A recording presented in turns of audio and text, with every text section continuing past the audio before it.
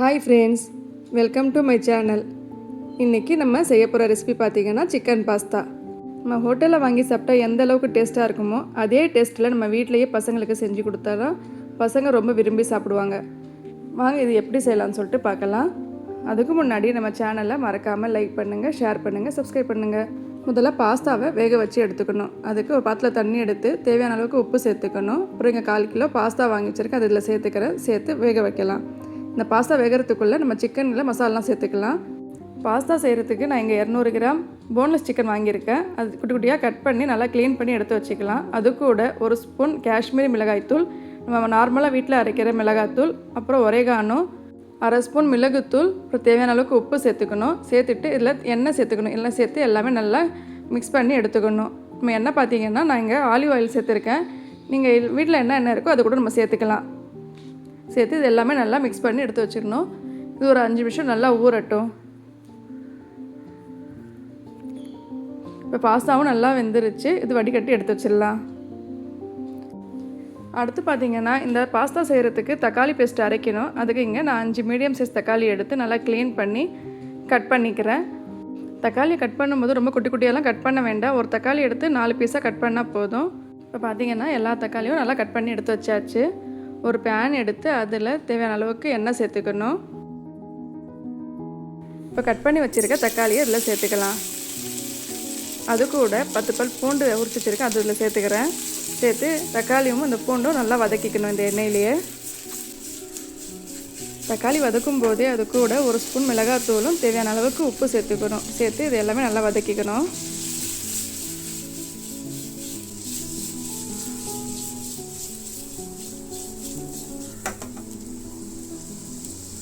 பார்த்திங்கன்னா தக்காளியும் நல்லா வதங்கிருச்சு. இப்போ இதில் கொஞ்சோண்டு தண்ணி சேர்த்து தக்காளி நல்லா வேகிற அளவுக்கு விடணும்.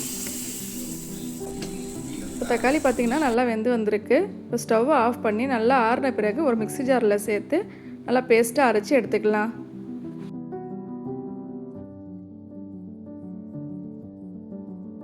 இப்போ இது கூட கொஞ்சோண்டு தண்ணி சேர்த்து பேஸ்ட்டாக அரைச்சிக்கலாம்.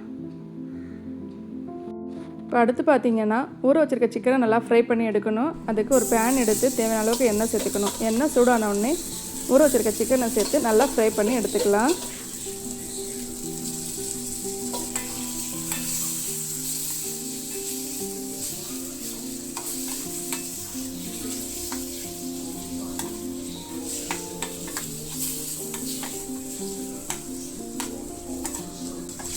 இப்போ சிக்கனும் பார்த்திங்கன்னா நல்லா ஃப்ரை ஆயாச்சு. இப்போ ஸ்டவ் ஆஃப் பண்ணி இறக்கிடலாம்.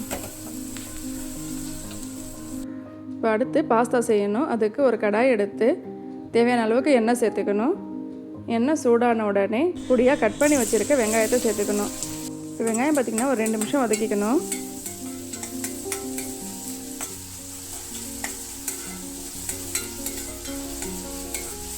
அது கூட இடித்து வச்சுருக்க பூண்டு இதில் சேர்த்துக்கிறேன். சேர்த்து அதுவுமே வதக்கிக்கணும். இந்த வெங்காயமும் பூண்டும் நல்லா பொன்னிறமாக வதக்காமல் பச்சை வாசனை போகிற அளவுக்கு வதக்கினா மட்டும் போதும். ஏன்னா பாஸ்தாவுக்கு வெங்காயம் நல்லா பொன்னிறமெல்லாம் வதக்க தேவையில்லை. இப்போ பார்த்திங்கன்னா வெங்காயம் இந்த பூண்டு இந்த பச்சை வாசனை போகிற அளவுக்கு வதக்கியாச்சு. இப்போ இது கூட 1 டேபிள் ஸ்பூன் அளவுக்கு சில்லி ஃப்ளேக்ஸ் சேர்த்துக்கணும். அப்புறம் ஒரேகானோ 1 ஸ்பூன் அளவுக்கு சேர்த்துக்கணும். சேர்த்து இது ரெண்டுமே நல்லா மிக்ஸ் பண்ணி விட்டுக்கணும்.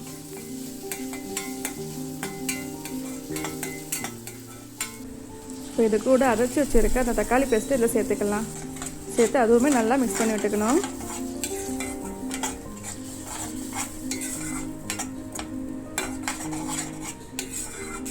பார்த்திங்கன்னா இந்த தக்காளி வெங்காயம் எல்லாமே நல்லா சேர்த்து மிக்ஸ் பண்ணியாச்சு. இப்போ இது கூட ஃப்ரெஷ் க்ரீம் சேர்த்துக்கணும்.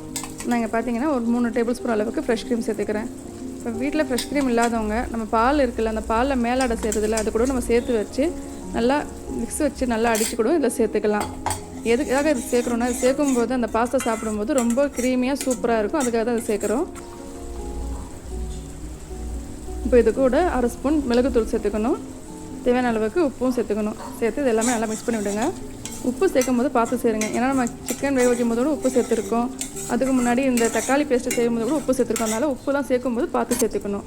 இப்போ வேக வச்சுருக்க சிக்கன் இதில் சேர்த்துக்கலாம். அது கூட வேக வச்சுருக்க பாஸ்தாவும் இதில் சேர்த்துக்கணும்.